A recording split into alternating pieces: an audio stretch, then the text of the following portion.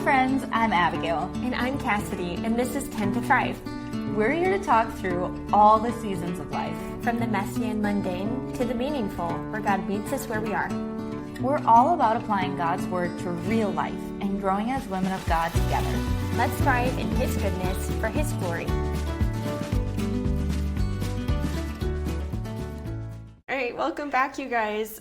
We have Abigail here. I'm Cassidy. If you are listening to us, sometimes it helps to say what your name is when you're listening. I feel frustrated on co-hosted shows, honestly, when I'm like, oh, I don't remember her name. Yeah, I don't know who's talking right now. So this is Cassidy. We're talking about lessons from the honeybees. And if you don't know, Abigail actually has a family that has a honey farm. Is that what you call it, a honey farm? Yeah. Yeah, and so she has some great examples, challenges that come from the honeybees, and there's so many things that was so intriguing when I was reading through your notes. This is going to be a good conversation. So take us to it, Abby. Yeah, so my mom recently spoke at a ladies' event, and she was talking about just what her life has looked like, what her testimony has been. My parents started Indian Summer Honey Farm together, which is a commercial beekeeping company, and they run about 4,500 hives.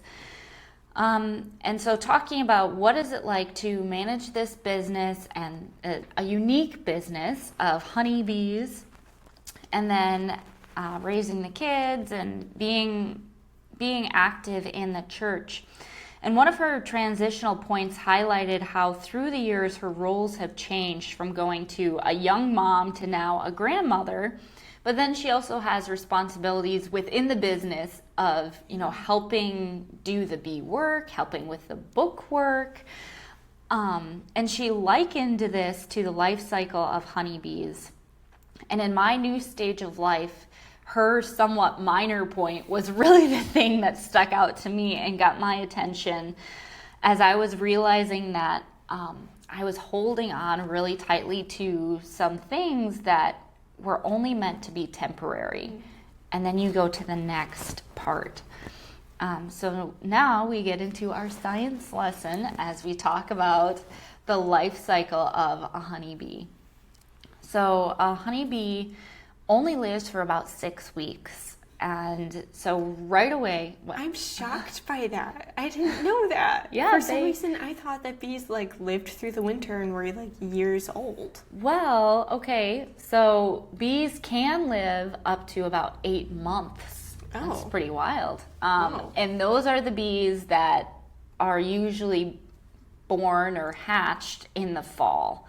Okay. And so then those bees will survive through the winter, and they're sometimes known as the fat bees. Oh, that's cute. And they're not working the same way. So during at least bees that are up north, they become dormant, and they just kind of survive.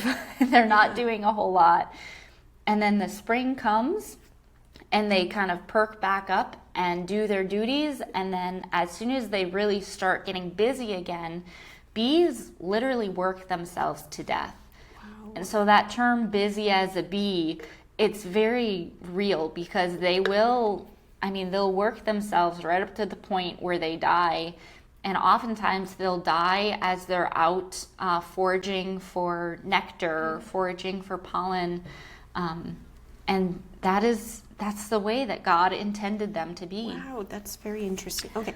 So on days 1 through 3 of a honeybee's life, they function usually as cleaning bees, preparing the cells in the honeycomb for the queen to lay her eggs in.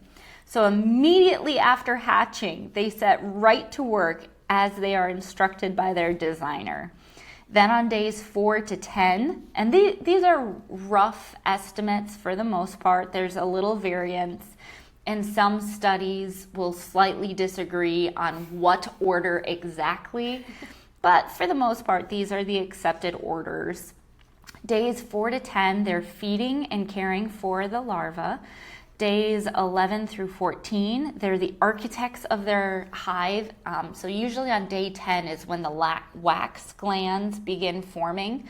And so they can secrete out these, little sheets of wax. It's like a printer, like That's so cool. and then they'll start making the honeycomb, and they can build or they can rebuild and just reinforce the hive. Days 15 through 21 of the honeybee's life, they begin foraging for pollen. And then by day 22, she's usually foraging for nectar. So pollen is used specifically for feeding the larva. And then the nectar and honey is what honeybees eat. Wow, this is so cool. And then by day, probably around day 30 or so, until the end of her life, around day 42, she'll be a guard bee. And so she's working on helping protect the hive from different invaders.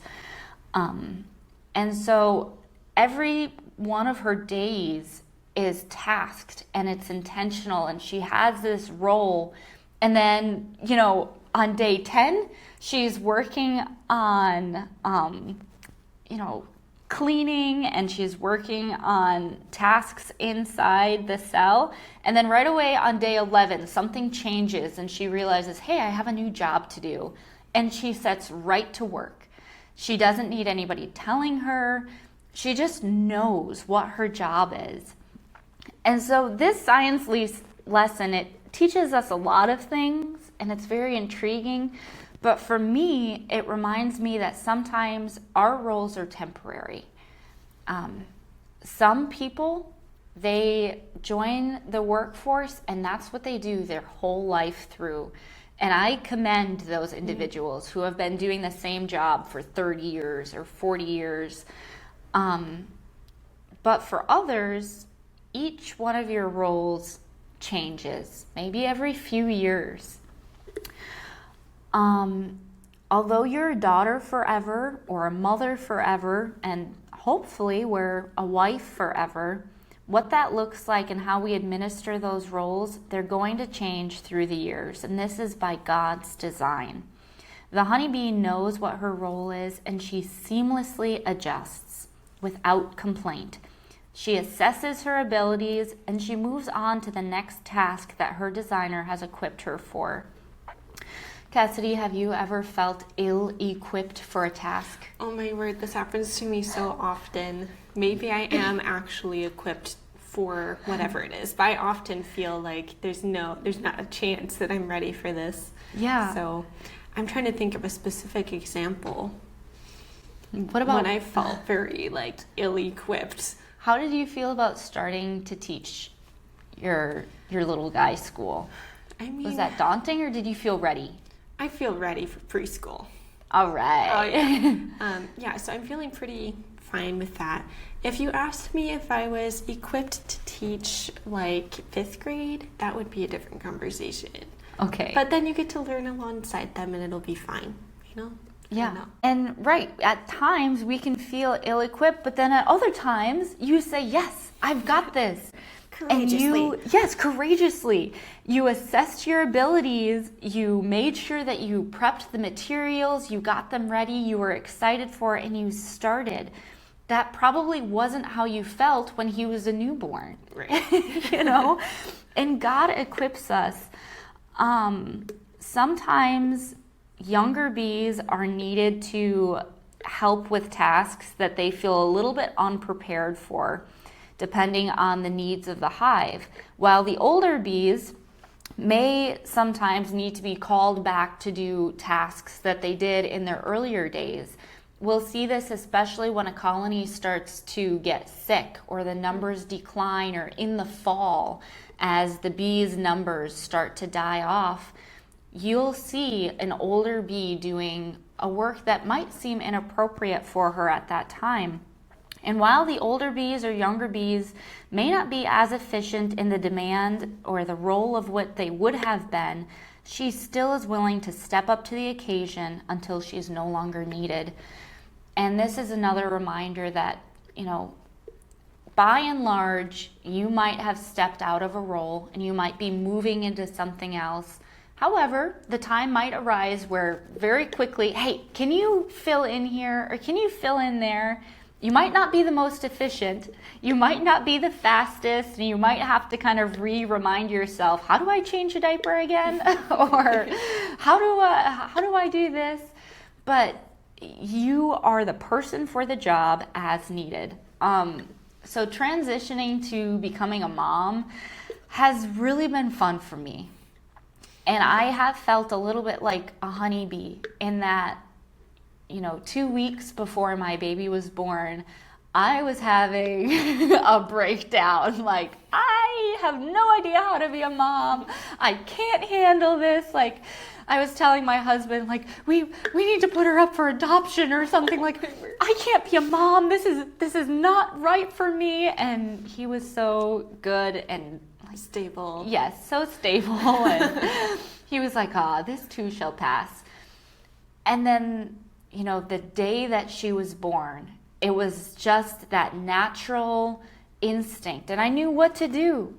I felt so comfortable and I felt so equipped and I felt so capable, just like the honeybee. When on day 9, she's not able to produce any wax. And then by day 11, her wax glands have formed and now she's an architect and she's doing all of this work and it just comes in naturally. It's beautiful. That's how God equips us. And so it might feel daunting and it might feel overwhelming, but as you age, your roles are going to change and you're going to say goodbye to some things and hello to other things. Right. Something that's coming to mind is like with the role of motherhood. I think with the first, that probably hit me so hard because I never even babysat kids before. Like, obviously maybe like a tiny smidge here or there, but I had to look up how to change a diaper. Like, I'm like, I want to make sure I'm doing this right. I felt so dumb, but like you learn, and like you had said, like when that baby comes here, it's just like naturally is like happening. You're like, this is so cool. But yeah, when I hit that, 15-month age and they start having tantrums, I think that's probably when I felt like the least equipped because I'm like, I don't know how to handle this screaming, kicking thing. What is happening? It was like there was a switch and like running to my mom, like, help! Yeah. What do I do? And she had such good wisdom for me, and she's like, keep on keeping on. You stay consistent, and they'll pick up on the consistency of what rules you set in place and how our days are going to function. And so, when I felt ill-equipped, you can run to people who maybe have more wisdom than you.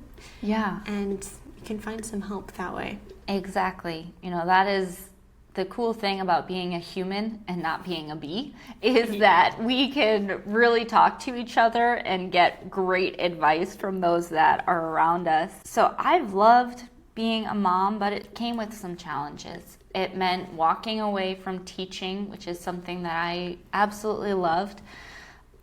And that was really hard for me. So I definitely shed tears and I tried to think of ways that I could make it work and I could still go into school. And the Lord gently closed that door for me. And then I am still coaching though, which I love. And I went into the school a few weeks ago and I walked into the lunchroom and I was not prepared for the emotions that I felt. I was overjoyed to see all these kids and to be there. And I almost started crying, just missing it and looking at these faces of students where it was like, wow, how amazing. I was holding on so tightly and realizing that was a door the Lord was closing, and that was a temporary role. God did not intend me to be in that place forever. I loved the role, He equipped me for it, but now He's closing that door. And so you might be, transitioning from being at home with your parents and under your parents' roof to now being out on your own. And that might be a little bit daunting and a little bit scary. But look to the honeybee or look to the ant, which having no guide, overseer, or ruler, She provides her meat in the summer and gathers her food in the harvest. Proverbs 6:7-8. She gracefully moves to the next role, realizing that these stages are temporary. They're not to be intended for us to stay there forever. So you might be transitioning from home into the workforce. As your children have gotten older and moved out of the home, you might be finding, hey, I don't need to care for them all the time. Or as they're now school age and you're choosing to send them to school, you're realizing, hey, I can pick up another job. You might be having some pains, the feeling of loss or the difficulty of letting go of the past and holding tightly to these cherished memories that you just don't want to let go of. God is an unchanging God in an ever-changing world. I love that promise. He's the only constant as he calls us to trust in him. We do change.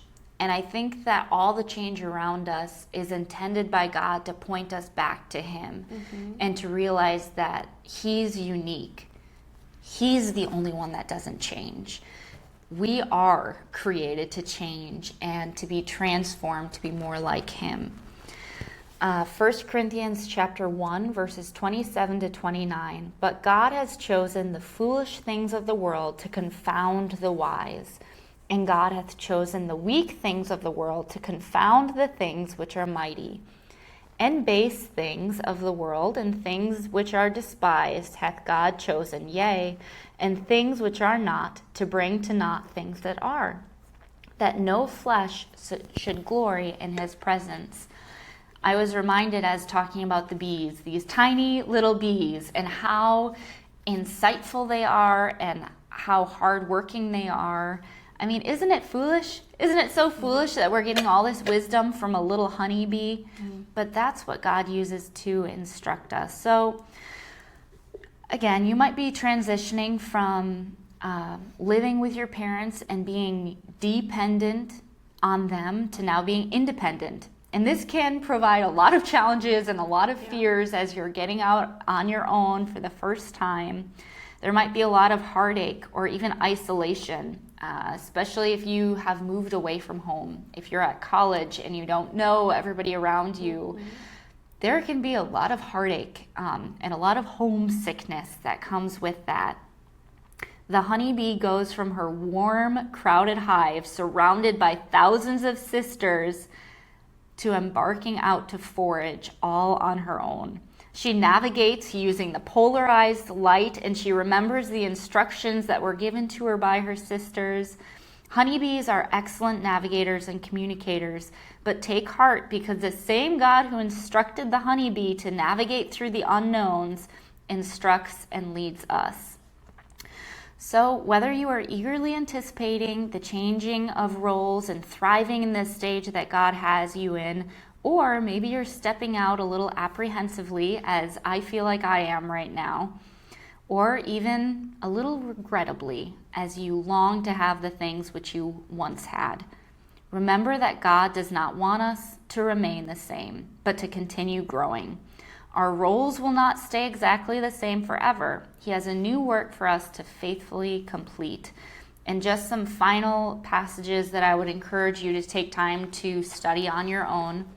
Matthew chapter 6, verses 24-36, Psalm 23, and Psalm 119, verse 105.